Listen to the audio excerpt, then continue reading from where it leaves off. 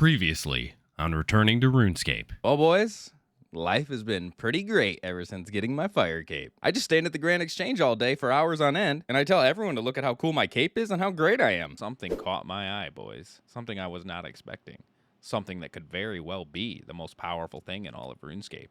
The overwhelming power of this little guy's cuteness. Time to go out into the desert and search for treasure. Hey boys, how's everyone doing? I appreciate each and every one of you guys for stopping by. I can't believe we've already reached 100 subscribers. I never thought I'd receive the support from as many of you absolutely awesome people. Seriously, you guys are the best. I mean it. So with all that said, let's get into episode 12 of Returning to RuneScape. In the last episode, we left off after I had just begun my journey into one of old school RuneScape's most beautiful grinds. The long journey of becoming a proud owner of one of its many pets. Now after achieving 20 kill count at Artio, mind you, while using snare as it was my only means of entrapping that angry Papa Bear, I knew if I was going to accomplish the very steep goal of vanquishing him 2,800 times for the drop rate, I needed a much better way of combating him. And that is where Ancient Magics was going to come into play, boys. For it was going to not only keep him in place, so that I could use my range while being worry-free of his impressive melee damage, which, if you didn't know,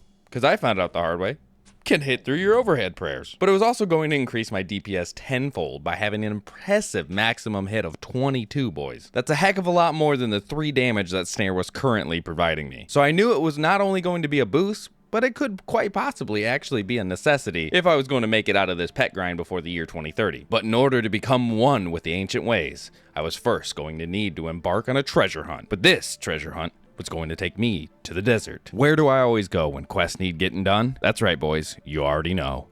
We loaded up the old school wiki, and it was time to get to work. So first off, to even start Desert Treasure, I needed to complete a few quests first. First, it was going to be Temple of Ikaw. Now, this quest really wasn't that hard at all. With the help of the wiki, I had it done in probably under half an hour. It mostly involved my character being fooled into stealing a powerful artifact or a very questionable looking individual who just so happened to claim to need the services of a strong adventurer, so he may or may not have stroked my ego a little bit. After taking longer than it probably should have, I figured out he was pretty unchill, and I had to dispatch of him, and was hoping to move into his house, honestly. I mean, it's prime real estate. Look, it's on the riverfront, and it's right next to the Grand Exchange. How much better can it get? But, alas, I was not rewarded his house. So after committing murder, I now needed to invade the homeland of the trolls and commit varying acts of violence to all who oppose the will of the mighty humans. It was right around this time that I really started to question whether or not I was truly the good guy in this world, after all the things I've done up to this point, or if really I was actually the villain all along, and at the end of this great journey,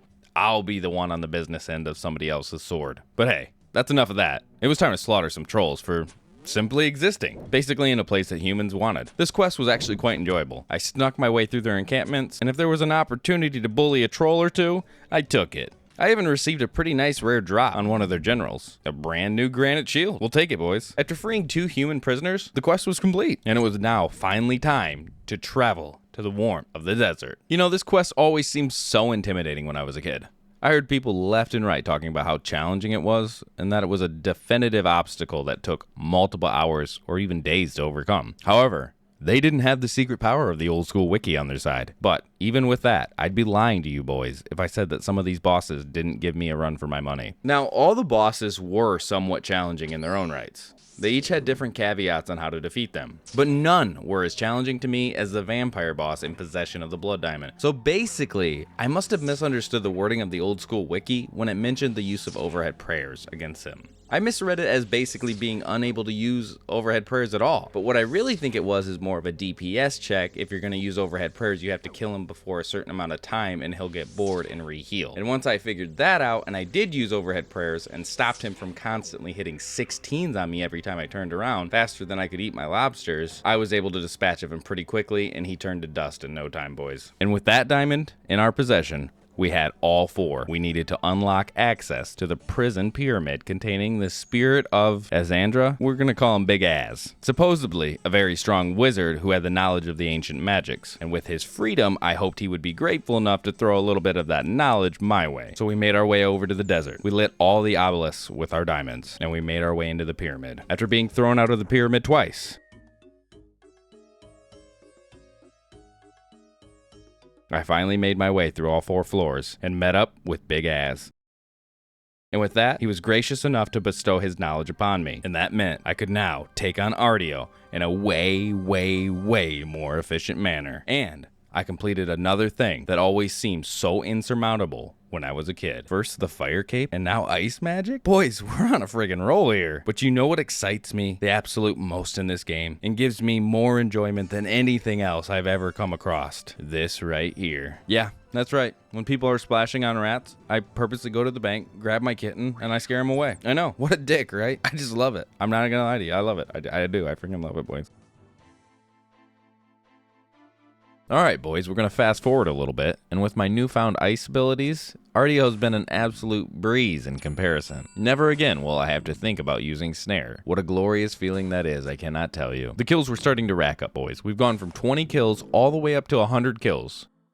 100k C, finally. Unfortunately, we still haven't received our very own Callisto Cub, but we still have 2,700 kills before we're even close to the realm of being considered unlucky. And we knew all along this was going to be a marathon and not a sprint. But on the bright side, in these 100 kills or so, I've made well over 3 mil in various drops, and I've only been killed by players twice, so I'll take it. After Desert Treasure and its complexity, I decided that although the old school wiki has been an absolute godsend in regards to helping me finish quests, I thought it was about time I listened to a suggestion that I have been given time and time again, especially in these past few weeks, and that is a plugin for RuneLite called Quest Helper. So I downloaded that bad boy, and my absolute lord, boys, I could not believe what a game changer this plugin has been for me in my life of questing. I mean, seriously, how is this thing even legal?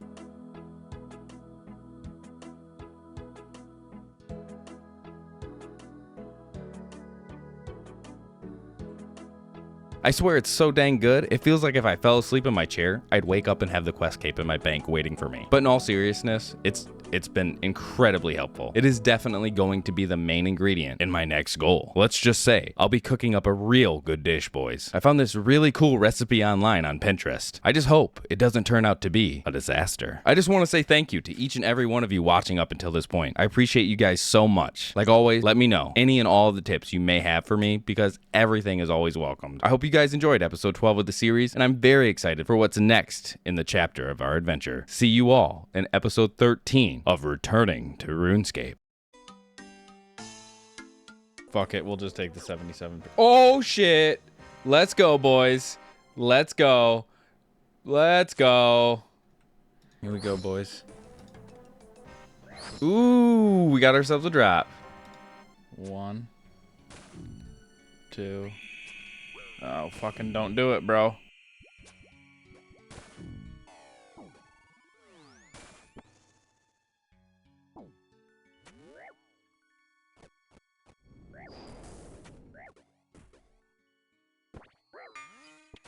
Damn it. GG's. Fuck.